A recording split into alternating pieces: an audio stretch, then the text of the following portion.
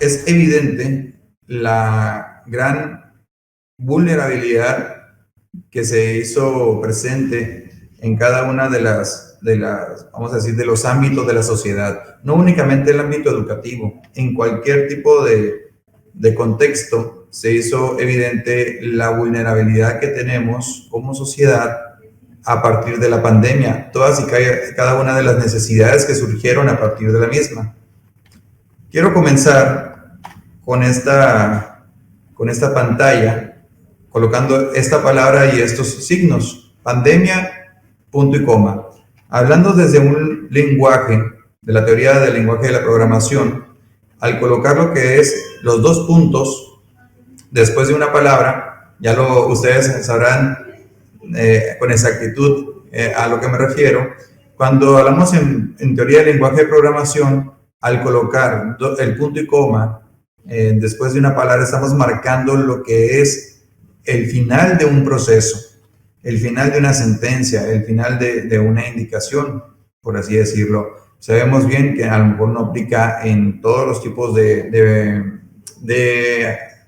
programas, de software y demás. Sin embargo, en la teoría del lenguaje, al colocar punto y coma, estamos indicando el final de un proceso. En este caso, lo que queremos dar a entender o lo que queremos comunicar es que estamos dando el final del proceso, en este caso, que es la pandemia. Una de las preguntas que me gustaría que hicieran reflexión es: ¿a qué aspectos de tu vida, hay que preguntarnos esto, ¿a qué aspectos de tu vida le puso punto y coma la pandemia? ¿A qué le puso punto y coma? ¿A qué le puso un final, una pausa, vamos a decirlo así, un final, un término de nuestra vida? Hubo diferentes cosas en las que tuvimos que poner punto y coma. Por ejemplo, reuniones, lo que son las reuniones familiares. Sabemos perfectamente que hubo un momento en el cual ya ni siquiera con nuestros familiares podíamos reunirnos al inicio y en una etapa intermedia de la pandemia, porque teníamos el temor, la zozobra de qué fuese a suceder, entre otras cosas, ¿no? También pusimos punto y coma, un final al proceso de llevar a cabo actividades deportivas, actividades recreativas, actividades culturales, actividades de cualquier otro tipo en donde involucrara el estarnos pues interactuando de esta manera, ¿no? En fin, la cuestión de practicar algún deporte se le puso punto y coma, practicar algún otro tipo de hobby.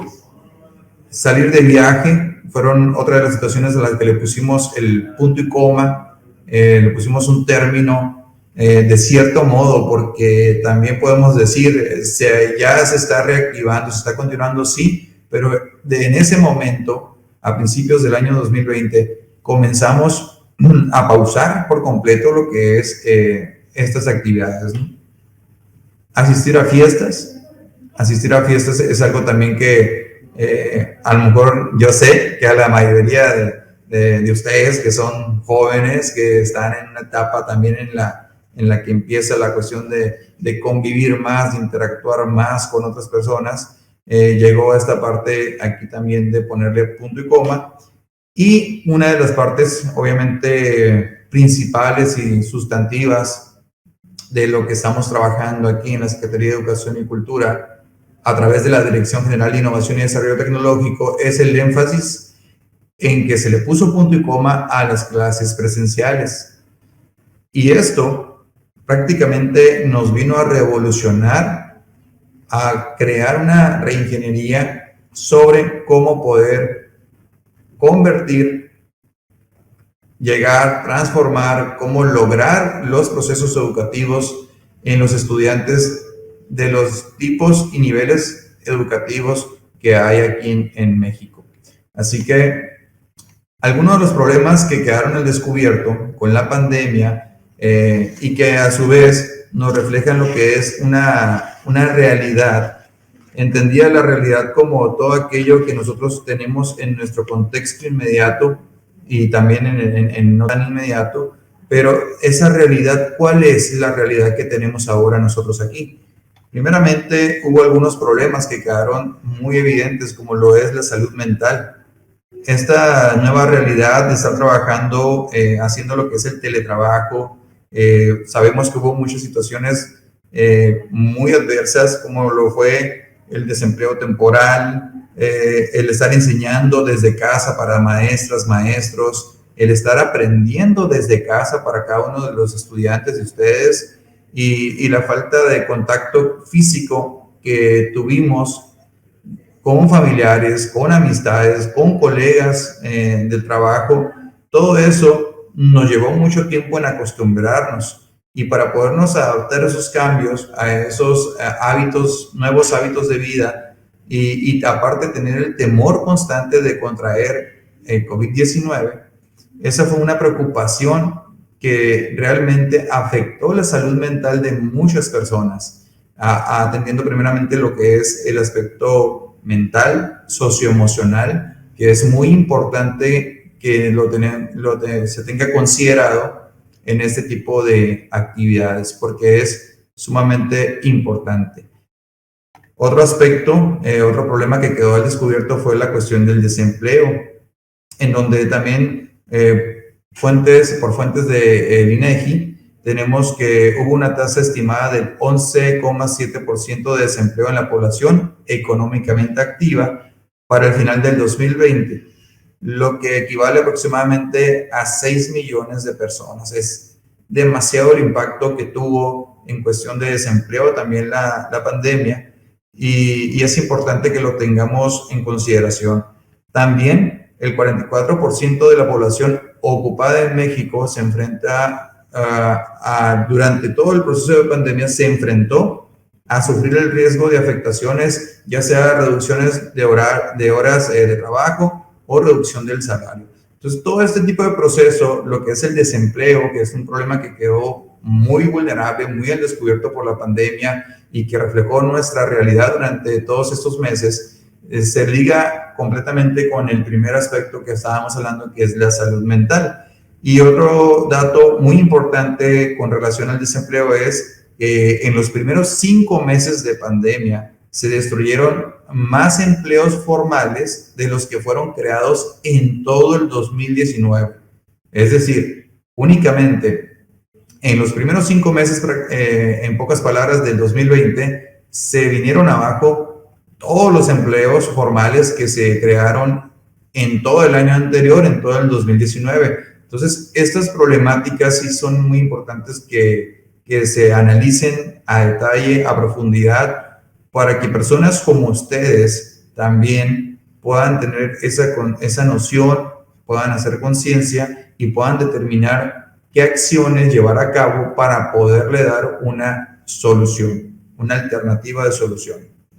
Otro aspecto importante fue la cuestión de cómo se manejaron las empresas a lo largo de esta pandemia, en donde podemos observar que, por ejemplo, mencionando algunos datos del Banco Mundial, cerca del 65% de las empresas ajustó la nómina salarial, reduciendo los horarios y los sueldos. Volvemos a la misma situación, que el funcionamiento y la manera de comportarse de las empresas se vio sumamente relacionado con la cuestión anterior del desempleo y obviamente afectando la primera de las problemáticas que mencionamos, que es la salud mental.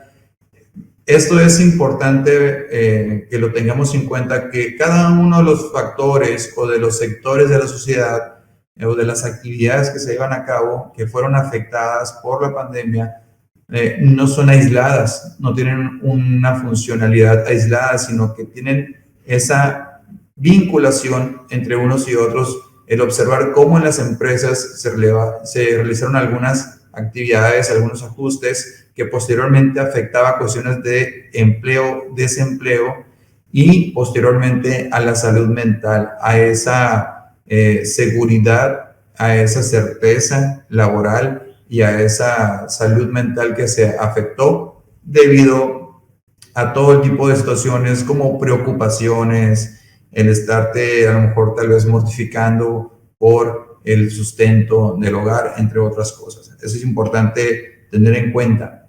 Un aspecto que es, ya entrando un poco ya en materia de tecnología, es en pandemia, tal vez sí hubo demasiado avance y demasiado progreso en el sentido de acercarnos a las tecnologías, a las herramientas digitales. Sin embargo, una de las problemáticas que por lo mismo se derivó fue el mal uso de la tecnología.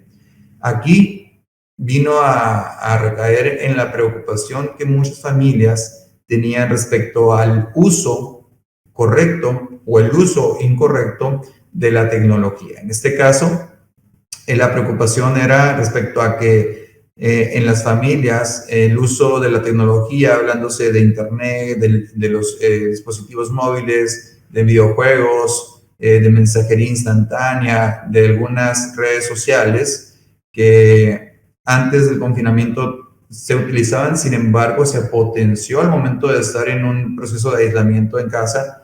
La preocupación fue que las personas, las familias, veían que mucho tiempo de ocio en sus hijas e hijos. Y aquí había, por ejemplo, algunos datos que mencionaban que es muy importante resaltar que en cuanto a las actividades que se destinaban en el uso de la tecnología, había una cuestión aquí de género muy interesante, en el sentido de que las personas que usaban más lo que es redes sociales y demás, el destinar más tiempo a estar en redes sociales, eran mujeres, y las personas que destinaban más tiempo a estar en videojuegos eran hombres. Entonces, aquí se representaron algunas situaciones muy interesantes que se tienen que atender. Y por supuesto, antes de pasar a lo que es el último punto que se generó, que es la educación, en el mal uso de la tecnología, algunas de las repercusiones fueron en relación a la convivencia. Curiosamente, al estar en aislamiento, pudiéramos mencionar que hubo más oportunidad de relacionarse, de convivir entre un familiar y otro. Sin embargo, debido al mal uso de la tecnología, al excesivo uso de estos dispositivos, se generó ese círculo vicioso en el sentido de no interactuar con las personas que estuviesen dentro de esa esfera del hogar. Otro de los aspectos es que también se puede vincular a algunos problemas de salud, de conducta, de socialización, como se menciona por parte de Rico y Ameneiros en 2016, y en esta última instancia con el fenómeno creciente de la adicción a las tecnologías, que es un tema muy importante que posteriormente habrá que profundizarse y revisarse a detalle, esta adicción a las tecnologías. Y pasando ya al último punto, que es la educación, ¿cuál es la problemática que surgió en la educación?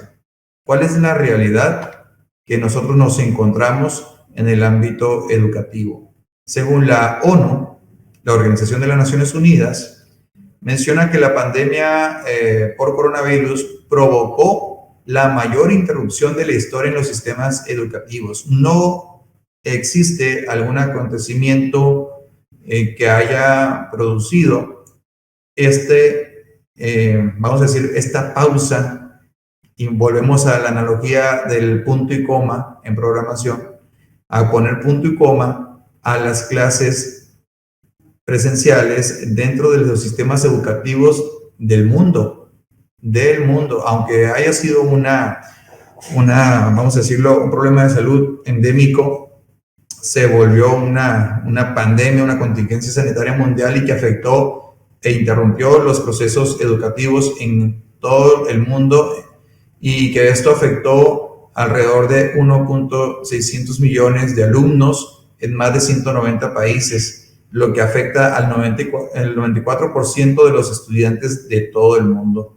Eso sí es muy importante destacar, es el panorama, es el contexto que tenemos, y que la mayoría, sí, bueno, hay algunas personas, algunos sectores que sí resultaron demasiado afectados, porque también es una problemática que deja al descubierto las desigualdades, las brechas de la desigualdad digital, en este caso el acceso a la información, el acceso a recursos tecnológicos, entre otros aspectos que más adelante vamos a mencionar.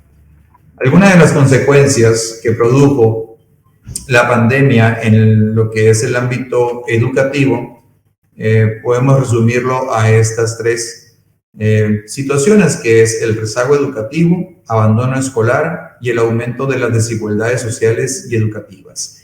El rezago educativo es entendido en el sentido de que muchas personas, obviamente ya vamos para 2 ciclos escolares, estar en esta situación de pandemia. Entonces, la cuestión aquí es que muchos estudiantes, si nos enfocamos en un nivel educativo, muchos estudiantes tal vez iniciaron a distancia su carrera y tal vez por las dificultades de poder acceder directamente a la información, de poder obtener a lo mejor orientaciones presenciales y demás, o poder estar limitado en ciertas prácticas, tal vez no se han apropiado correctamente de algunos aprendizajes.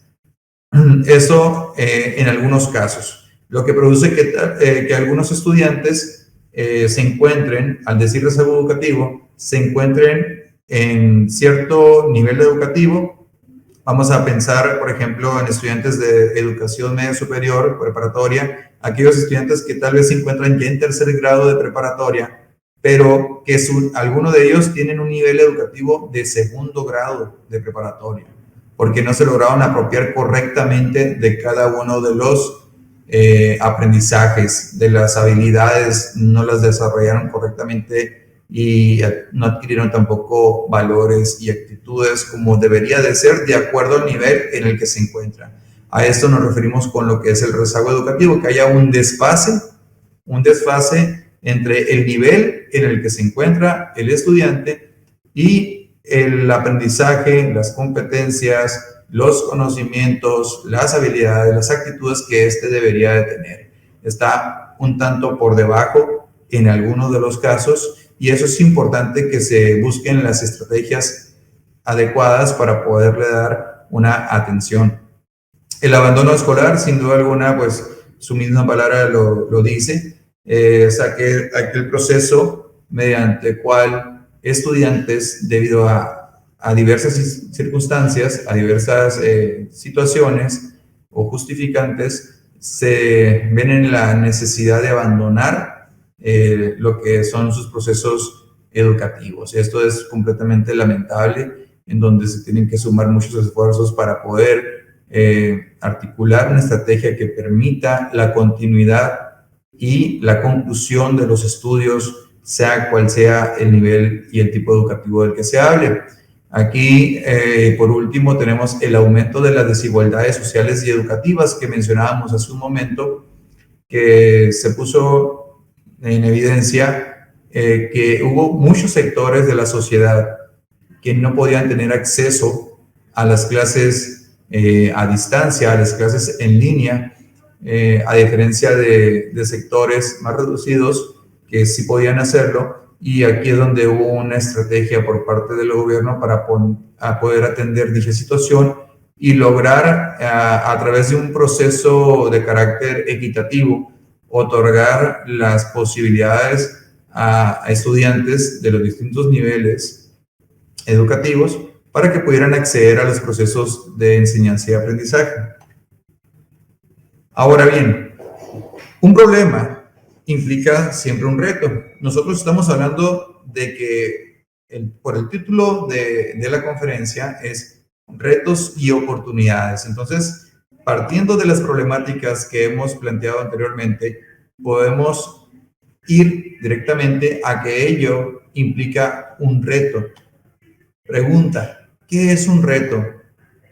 Replanteándonos nosotros, ¿qué es un reto?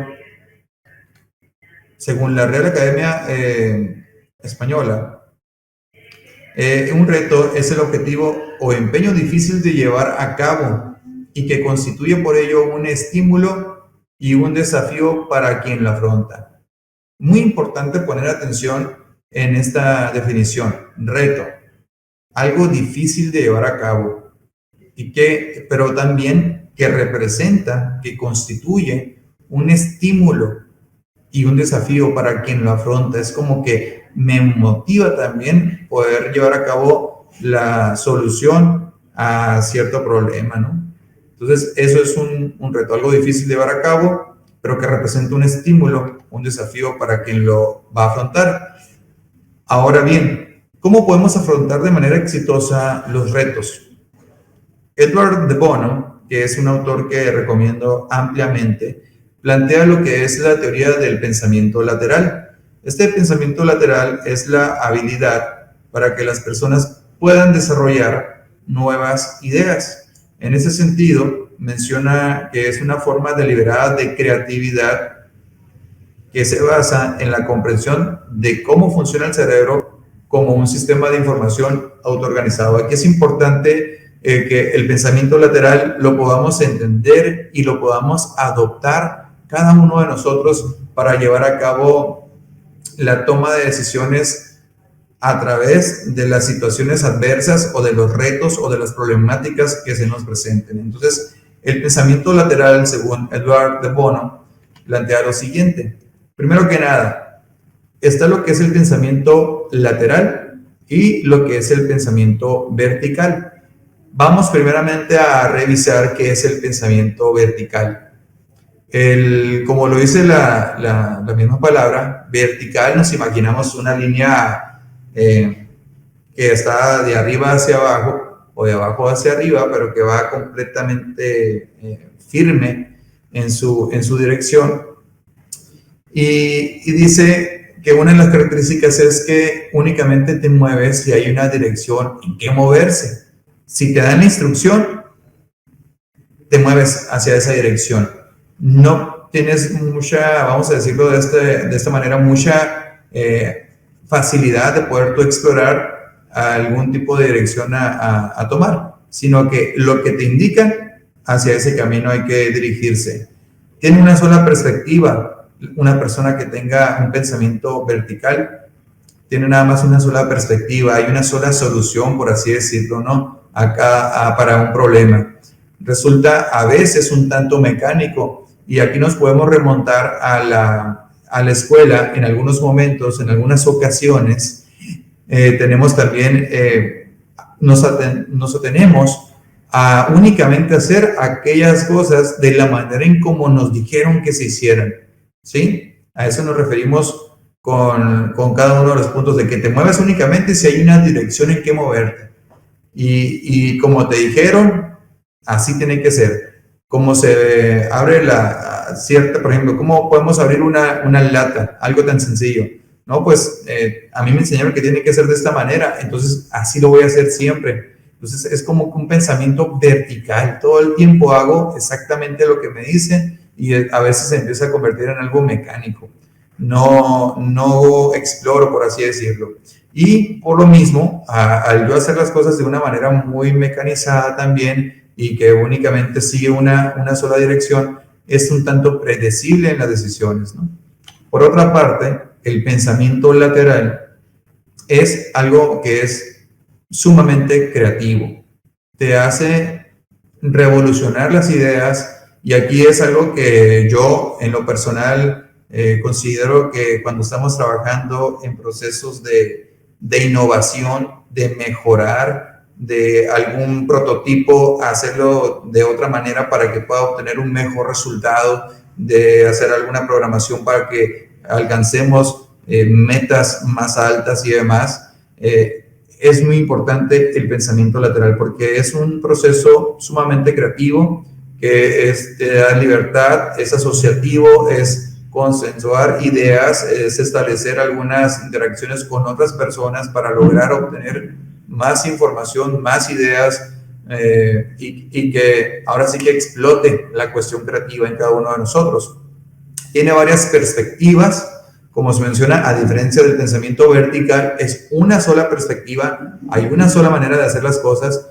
En el pensamiento lateral no. Según Edward de Bono, plantea que tiene varias perspectivas, varias alternativas para dar solución a las cosas. Es infinito, porque podemos estar reinventando cada una de las decisiones o buscando en todo momento alguna solución distinta a las problemáticas.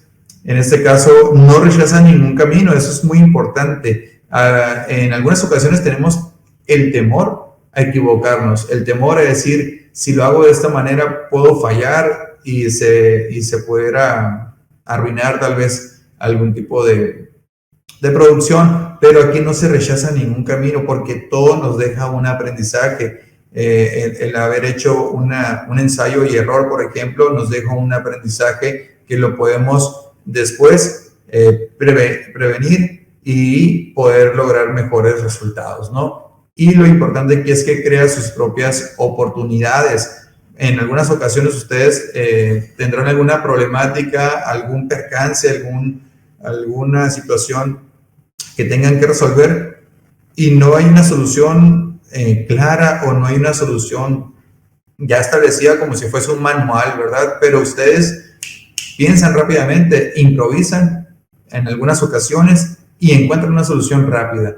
A situaciones, vamos a irnos a situaciones cotidianas, a aspectos ya no muy técnicos, sino a aspectos de la vida diaria, que de repente estamos apurados y queremos salir corriendo para llegar a un lugar y por X o por Y se presenta algún percance y tenemos que darle solución con la ropa, con la comida, con algún otro aspecto, tengo que entregar alguna tarea, la computadora no prende o la impresora no quiere funcionar, entonces tenemos que buscar alguna solución y en ese momento es cuando empieza a trabajar rápidamente lo que es el pensamiento lateral para ser creativos.